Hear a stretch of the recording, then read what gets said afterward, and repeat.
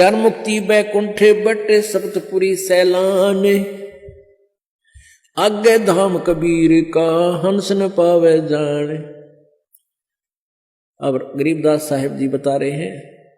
चार मुक्ति बैकुंठ तक की दौड़ है और सपतपुरी ऊपर अलग से एक अलग सात ऐसे इकट्ठा ग्रुप है, सात उनका नगरी बनी हुई है, उनका एक एक राजा बनाया जाता है जो अच्छी आत्माएं होती हैं। कहते ये चौथी मुक्ति जो तुम साधना करते हो मैक्सिमम चार मुक्ति प्राप्त होंगी और वहां इन सात नगरियों के राजा भी बन सकते हो कभी कभी, कोई किसी का कुछ का। इनसे आगे धाम कबीर का, आगे ऊपर हंस न पावे जान, यानी अच्छी आत्मा भी है, भक्ति भी कर रहे हैं, लेकिन गुरु जी से विमुख हो गए वो फिर आगे नहीं जा सकते। कहते इन बातें क्या पाइए कर सतगुरु नजर निहाल, यानी गुरु जी की आवश्यकता, गुरु जी का सहयोग, गुरु जी को के चरण शरण में आस्था, इनका जो है ना आखिरी श्वास तक तुम्हें सहयोग की आवश्यकता पड़ेगी। यदि आप जी इस दास के प्रति किसी कारण से भी कोई मन में दोष रखकर और दूर हो जाते हो, भक्ति भी कर रहे हो, फिर आगे नहीं जा सकते, क्योंकि आप इस दास के सेवक को, अनुयायी को, इस दास से प्राप्त इस लाइसेंस को, यानी पासपोर्ट जिसने मिल गया, मंत्र मिल गया, जाप मिला, नाम मिला, उस शिष्य को त्रिकुटी पर जाकर परमात्मा इस दास के रूप में मिलेगा। और आप जी हैं जैसे आपका अंतःकरण मिला हुआ इस दास से, जब भी दास बाहर आता है तो आपकी आंखें एकटक लग जाती हैं, कहाँ है गुरु जी, कहाँ से खड़े हैं, तो वो ही दशा होगी वहां पर। और जिनके अंदर दोष होगा, चाहे वो वहां पर पहुंच गए हों, तो वो पीछे न टला करें, अब छोड़ पाँच हजार, तो वहां उनको टाल देगा परमात्मा अपने आप। यानी जो स्वभाव आपका यहां बन रहा है, ये एक रिहर्सल कराई जा रही है आपकी। दास तो एक आप जैसा ही है, आपका ही भाई बहन बच्चा, आपका गुरु ला लो, लेकिन इस दास को आपने परमात्मा समझ के अपना भाव बनाना है उस मालिक के चरणों में पहुंचने के लिए। ये एक इक्वेशन है, ये एक फार्मूला है परमात्मा के पाने का। कहते हैं जैसे एक गणित का एक प्रश्न आता है जिसमें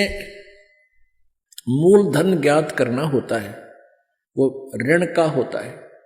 तो मूलधन ज्ञात करने के लिए उसमें क्या मानना पड़ता है? मान लीजिए मूलधन 100 रुपए,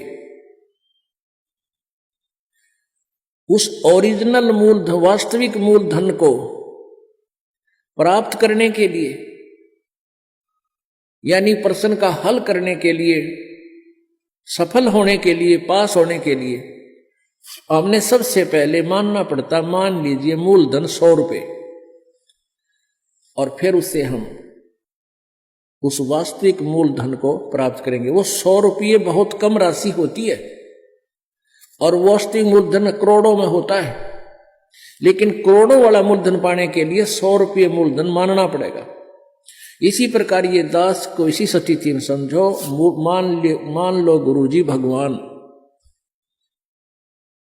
दास भगवान नहीं,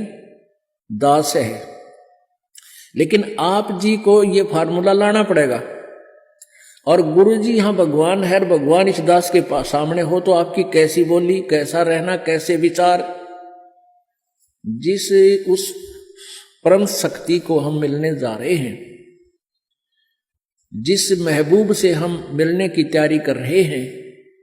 और वो सामने खड़ा होगा तो हमारी कैसी गतिविधि हो, कैसा हृदय में जगह हो, किस प्रकार का आचरण हो,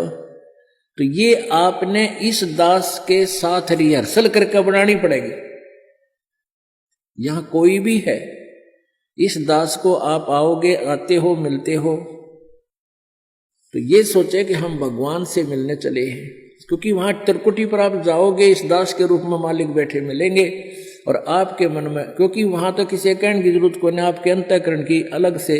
अब आपके माथे पर बोर्ड लग जाएगा कि इसमें कितना दोष है, इसमें कितना दोष है, रिजेक्ट हो जाओगे वापस। और जो पास हो गए वो पास हो गए। जिन गुरु जी को जैसा यहां आपका मेरे प्रति व्यवहार है, दास के भगवान के प्रति आपका ऐसा ही होगा। तो यहां क्या बता रहे हैं,